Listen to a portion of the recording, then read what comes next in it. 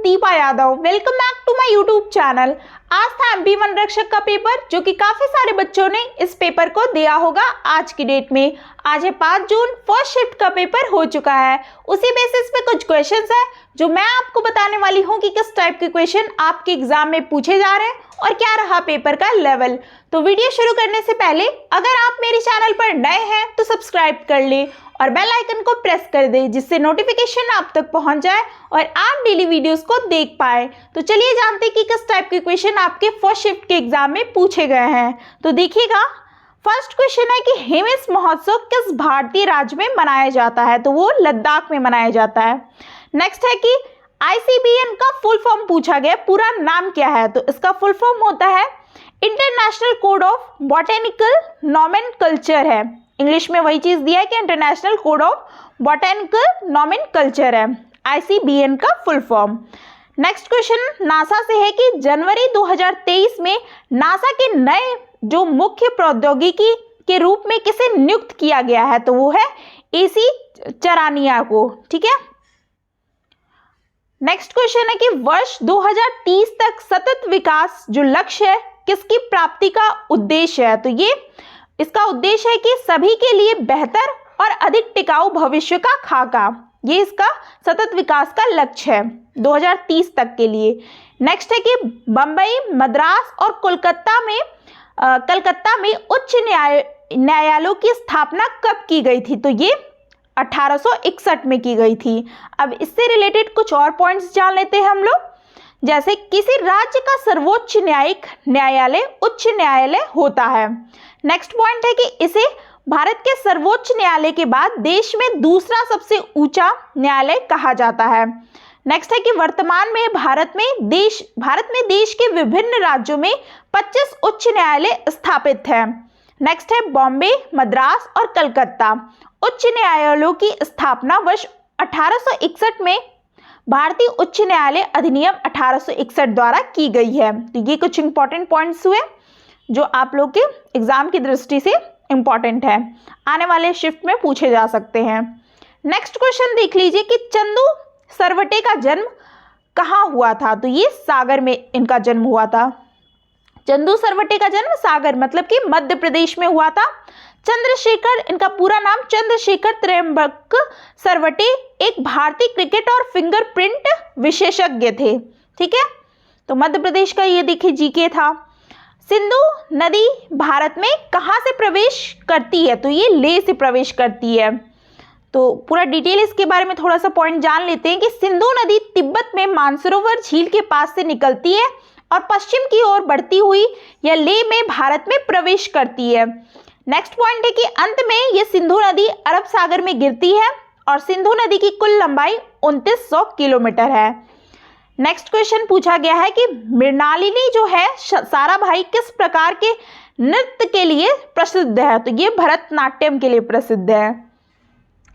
इनके बारे में भी कुछ है पॉइंट्स, देख लीजिए कि जो मृणालिनी है साराभाई एक भारतीय शास्त्रीय नृत्यांगना और कोरियोग्राफर थी। उन्होंने प्रसिद्ध वैज्ञानिक विक्रम साराभाई से शादी की थी। मृणालिनी साराभाई पद्मश्री 1965 और पद्म भूषण जो मिला है 1992 की प्राप्तकर्ता थी और उन्हें वर्ष 1994 में नई दिल्ली में प्रतिष्ठित संगीत नाटक अकादमी फेलोशिप से भी क्या है सम्मानित किया गया है। तो ये थे मृणालिनी साराभाई के बारे में कुछ पॉइंट्स। नेक्स्ट देख लीजिए, निम्नलिखित में से कौन भारत के राष्ट्रपति की ओर से भारत के संविधान के अनुच्छेद 267 के तहत भारत की आकस्मिकता निधि रखता है? तो ये वित्त सचिव रखते हैं ऐसी भारत की आकस्मिकता नीति। इनके बारे में भी कुछ पॉइंट्स है, देखिए। भारत के वित्त जो सचिव ने भारत के राष्ट्रपति की ओर से क्या है भारत की आकस्मिकता जो निधि है धारण की है। भारत के संविधान के अनुच्छेद 267 में भारत की आकस्मिकता जो निधि के बारे में उल्लेख है। ठीक है। तो ये सारे अनुच्छेद वगैरह आ रहे हैं आपके हर शिफ्ट में, आप पढ़ के जाइए। नेक्स्ट क्वेश्चन देखिए, कुछ इस टाइप से पूछा गया था कि निम्न में से कौन सा सही कथन है? दिया था फर्स्ट की अनुच्छेद 315 में संघ लोक सेवा आयोग, अनुच्छेद 316 में राज्य लोक सेवा आयोग, अनुच्छेद 370 में संघ लोक सेवा आयोग के सदस्यों की नियुक्ति। तो इसका करेक्ट आंसर था ये वाला कि अनुच्छेद 315 में संघ लोक सेवा आयोग के बारे में बताया गया है। अब हम लोग 316 अनुच्छेद और 317 को भी 70 को भी जान लेते हैं। उसमें क्या दिया है? 316 में दिया गया है कि सदस्यों की नियुक्ति और कार्यकाल दिया गया है। नेक्स्ट है कि अनुच्छेद 370 में स्वायत्तता और राज्य के स्थायी निवासियों के लिए कानून बनाने की क्षमता के मामले में जम्मू और कश्मीर राज्य में विशेष स्थिति को स्वीकार करता है। ठीक है, तो ये 370 इसमें दिया गया है और इस तरह के क्वेश्चन आपके कथन वाले भी पूछे जा रहे हैं। नेक्स्ट क्वेश्चन देखिएगा कि गार्गी, मैत्री और कपिल का घर कहाँ था? तो वो मिथिला में था, जो कि ये बिहार में है। सीपीआई का आधार वर्ष क्या है? तो ये 2012 है। सीपीआई के लिए आधार वर्ष क्या है? 2012 है। उपभोक्ता मूल्य सूचकांक, जो कि सीपीआई इसको बोलते हैं, घरेलू उपभोक्ताओं द्वारा खरीदी जाने वाली वस्तुओं और सेवाओं के बाजार मूल्य के परिवर्तन को मापता है। ठीक है, नेक्स्ट क्वेश्चन देखिएगा। यूनेस्को से हर बार क्वेश्चन पूछा जा रहा है जो धरोहर है, तो इसलिए विश्व धरोहर को आप पढ़ के जाइए, खासकर मध्य प्रदेश वाले जो है।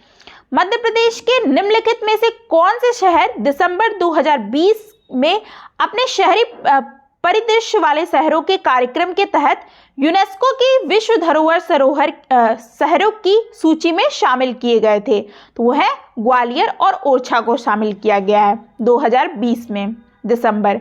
नेक्स्ट क्वेश्चन देखिएगा, जनसंख्या वृद्धि किस शताब्दी में बढ़कर के 4 गुना हो गई है? तो ये 20वीं शताब्दी में बढ़कर के 4 गुना हो गई है। उस्ताद अल्लाह रक्का निम्नलिखित में से किस वाद्य यंत्र को बजाने के लिए प्रसिद्ध है? तो ये तबला बजाने के लिए प्रसिद्ध है। नेक्स्ट क्वेश्चन है कि 2022 में 5वां प्राकृतिक चिकित्सा दिवस कब मनाया जाता है? तो ये 18 नवंबर को मनाया जाता है।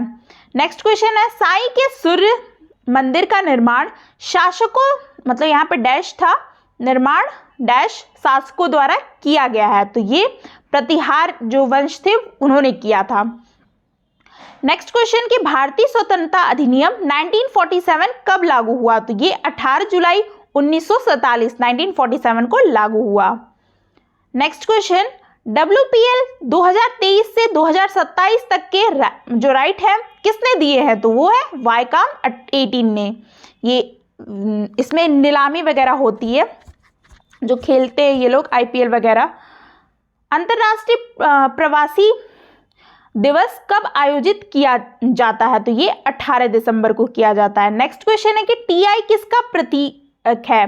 तो ये टाइटेनियम का प्रतीक है। नेक्स्ट क्वेश्चन देखिएगा, मानव में रक्तचाप की सामान्य सीमा क्या है? तो ये 120 से 80 मिलीमीटर, ठीक है, ये होनी चाहिए मानव के रक्तचाप की सामान्य सीमा। और नेक्स्ट क्वेश्चन देखिए, सब जनरल साइंस की क्वेश्चंस है, तो आप देख लीजिए कि किस टाइप के क्वेश्चन फर्स्ट शिफ्ट में पूछे गए हैं। तंत्रिका जो केंद्रीय तंत्र है किससे मेल खाता है? तो ये मस्तिष्क तथा मेरु रज्जु से खाता है। और इनमें से कौन सी एक अदिश राशि? तो सदिश और अदिश राशि ये सब भी पढ़ के जाइए, ठीक है। तो इसमें से कई सारे ऑप्शन दिए थे जिसमें दूरी एक ऑप्शन था, तो ये करेक्ट होगा, ठीक है। अदिश राशि पूछा तो दूरी होगा। नेक्स्ट देखिएगा, प्रोटीन का पाचन कहाँ से शुरू होता है? तो ये अमाशय से होता है। नेक्स्ट क्वेश्चन है कि निम्नलिखित में से कौन खाद्य श्रृंखला में एक प्राथमिक उत्पादक है? हरे पौधे में होता है, ठीक है। तो पारिस्थितिक तंत्र जो इन्वायरमेंट का जो पोर्शन है ना, वो वहां से भी क्वेश्चंस पूछे जा रहे हैं। कल के एग्जाम में भी पूछा गया था और आज भी कई सारे क्वेश्चंस ऐसे देखने को मिले हैं। नेक्स्ट है कि पृथ्वी का अधिकांश पानी है पीने योग्य नहीं है। नेक्स्ट है, पृथ्वी के तापमान में वृद्धि होने का क्या कारण है? तो पृथ्वी पर बढ़ते तापमान का कारण है वातावरण में बढ़ती ग्रीन हाउस गैसेस। जो ग्रीन हाउस गैसेस में कार्बन डाइऑक्साइड और मीथेन जैसी गैसेस शामिल हैं। निम्नलिखित में से किसका उपयोग आवर्धक लेंस में किया जाता है? तो ये उत्तल लेंस में किया जाता है, ठीक है। नेक्स्ट क्वेश्चन, चुंबकीय जो क्षेत्र की तीव्रता क्या है? तो चुंबक के चारों ओर का वह क्षेत्र जहां तक उसका प्रभाव रहता है। तो देखिए सब कितने सारे क्वेश्चन थे मैंने आपको बता दिए। एनवायरनमेंट के पोर्शन, पारिस्थितिक तंत्र वाले जो पोर्शन है वहाँ से क्वेश्चंस उठाए जा रहे हैं। और भी एक आप छूट गए होंगे तो मैं करवा दूंगी, तो आप लोग ये सब पढ़ के जाइए, इसी टाइप के क्वेश्चंस। केमिस्ट्री फिजिक्स के उतने क्वेश्चन नहीं आ रहे, बायोलॉजी और आपके ये केमिस्ट्री से क्वेश्चंस बन रहे हैं। और करंट अफेयर में आपके 2022 से 23 के ही बीच में पूछ रहा है, और कुछ जो है 19-20 में भी चले जा रहे हैं। तो जीके तो कहीं भी आप, जीके तो बहुत बड़ी है ना, कितना पढ़ेंगे आप लोग। जो रिसेंट में चल रहा है उसका तो आंसर आप लोग दे ही लेते हो। नेक्स्ट देख लीजिए कि कौन कौन से टॉपिक से कितने क्वेश्चंस आए हैं। तो मैथ्स में देखिए टाइम एंड वर्क से आ रहे हैं। वही देखिए आपका मैथ्स का टॉपिक सारा वही है, बस थोड़ा सा कल से जो पेपर हुआ है ना थोड़ा सा चेंज हुआ है, उसमें कैलकुलेटिव ज़्यादा क्वेश्चंस आ रहे हैं, उसमें टाइम लग रहा है लोगों को, तो इसलिए क्या है बच्चे उतना टाइम नहीं दे पा रहे हैं ना, तो कैलकुलेटिव हो जाता है तो थोड़ा सा डिफिकल्ट हो जा रहा है उनके लिए। तो देखिए कौन कौन से टॉपिक आए थे। स्पीड, डिस्टेंस, प्रॉफिट लॉस से बहुत सारे क्वेश्चन, 2-3 क्वेश्चन देखने को मिले। सीआई से भी 2 क्वेश्चन देखने को मिले हैं। सिंप्लीफिकेशन से 3 से 4 क्वेश्चन देखने को मिले हैं। नंबर सीरीज से भी क्वेश्चन था। रेशियो प्रोपोर्शनल से एक क्वेश्चन था। हिंदी में आपका वही सब बेसिक हिंदी है, विलोम शब्द, समास, शुद्ध शब्द, मुहावरे, कारक, अलंकार, रस, सब यही सब क्वेश्चंस पूछे जा रहे हैं। बेसिक हिंदी जो आप बना लोगे। इंग्लिश में synonyms, opposite words, parajumble, active passive, filling in the blanks, one word substitution, तो ये सब आप पढ़ के जाइए। साइंस में आपकी बेसिक साइंस है। स्टैटिक जीके में वही 4 से 5, 3 से 4 क्वेश्चंस डेली पूछ रहे। करंट अफेयर में भी 4 से 5 क्वेश्चंस, और एमपी जीके में भी वही 3 से 4 क्वेश्चंस पूछ ही ले रहे हैं। ठीक है, तो ये थे आपके क्वेश्चन सारे, मैंने बता दिया कौन से टॉपिक कहाँ से आज क्वेश्चंस पूछे गए हैं वो भी बता दिए। अब आप जिनके आगे आने वाले एग्जाम हैं वो अपनी प्रिपरेशन थोड़ा और अच्छे से बेटर कर ले, क्योंकि आज का पेपर थोड़ा मॉडरेट टू टफ कह सकते हैं। मैथ्स का पोर्शन लोगों को बहुत ज़्यादा थोड़ा सा टफ लगा है क्योंकि कैलकुलेटिव रहा, तो इसलिए भी। आई होप आपको वीडियो अच्छी लगी हो तो चैनल को सब्सक्राइब करें और वीडियो को लाइक करके ज़रूर जाएं। मिलते हैं फिर ऐसे ही कुछ मेमोरी बेस्ड क्वेश्चंस के साथ। Thanks for watching.